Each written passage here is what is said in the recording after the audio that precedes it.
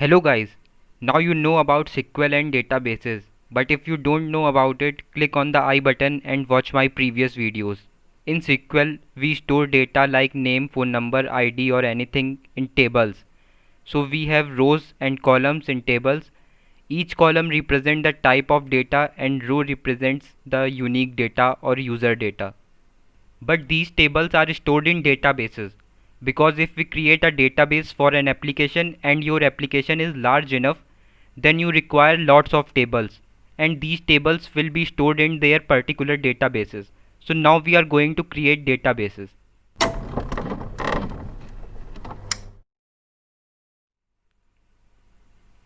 So let's suppose I have a shop database and in that database I have tables for customers, and in this customers table I am storing customers name, phone number, what he bought, how much it cost, these type of information.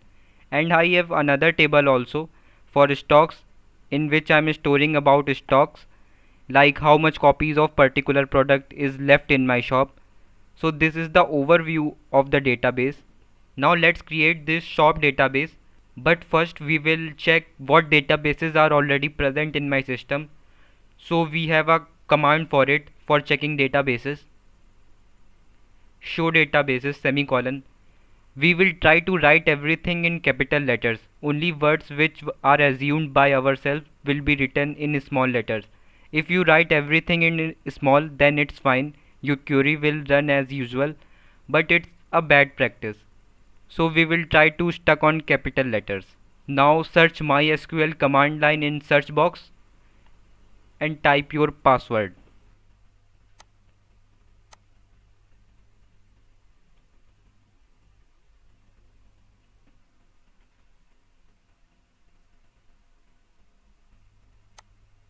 Let me make it bigger for you.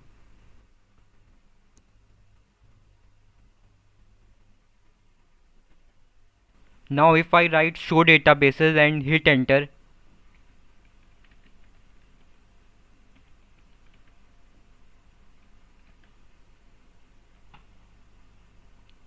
you can see I got the databases which are already present in my system.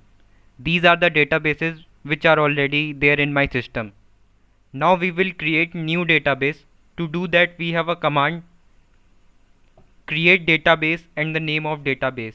In our case our name will be shop underscore db.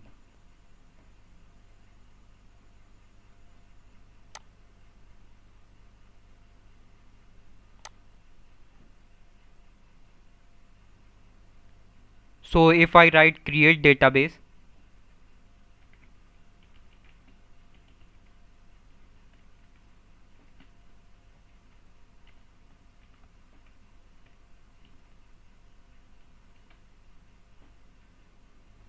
you can see my query is OK and one row affected.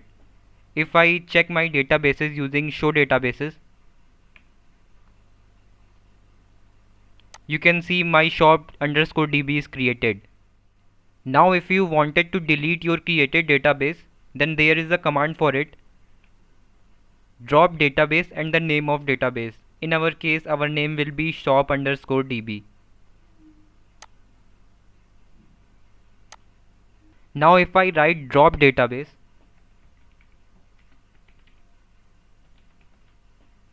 and the name of my database,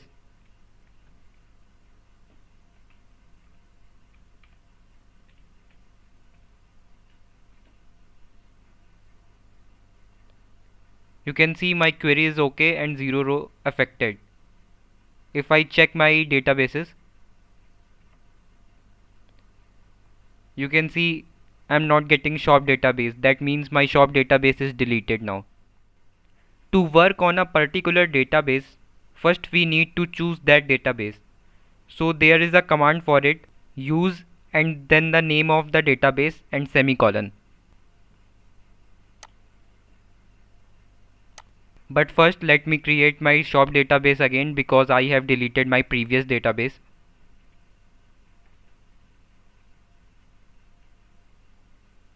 So my database is now created again. If I check it,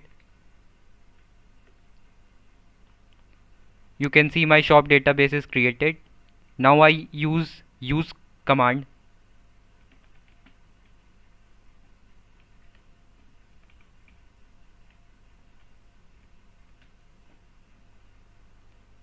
You can see my database is now changed.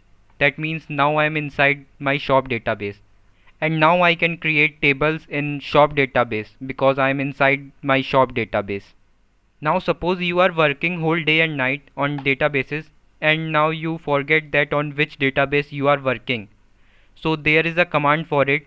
This will check on which database you are working. Select database and the pair of parentheses and then a semicolon. If I execute that command,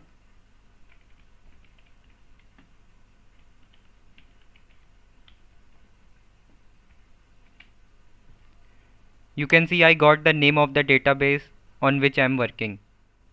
Here is a quick recap of creating a database and choosing a database. Show database command is actually a optional command. It's your choice if you see your database or not, it doesn't matter. But if you run it before creating a database or choosing a database, then it will be helpful for you. Now we are inside of our database. Now we have to create heart of the database, that is tables. Here is a quick exercise for you to make your hands on. Please try that.